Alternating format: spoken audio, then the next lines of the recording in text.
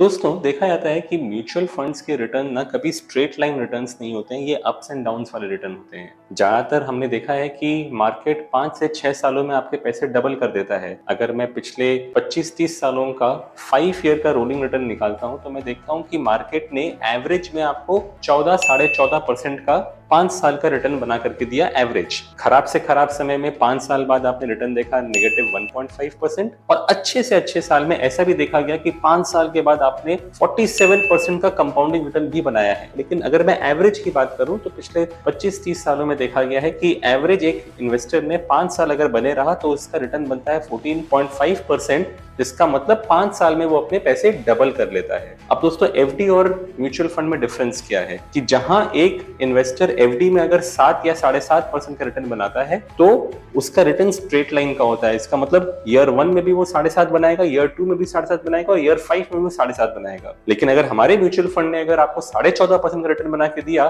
तो क्या आपको हर साल एग्जैक्टली 14.5 मिलते हैं? Answer is no. दोस्तों देखा गया कि अगर 5 साल में आपने अपने पैसे डबल किए, यानी 100 रुपए डाले थे, अगर 200 रुपए किए तो आपने 100 रुपए का प्रॉफिट किया। बट ये 100 रुपए का प्रॉफिट हर साल में 20-20 रुपए की तरफ नहीं आता है।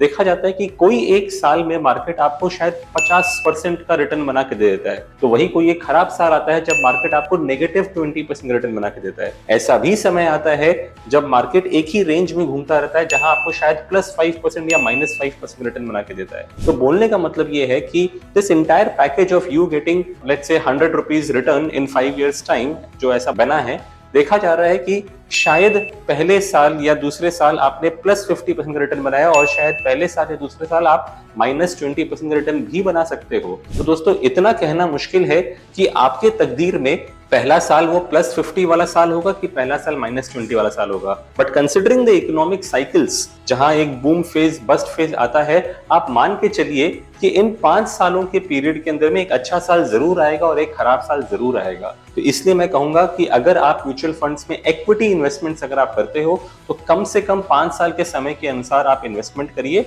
और उसमें बने रहिए। Mutual fund investments are subject to market risk. Read all scheme related documents carefully.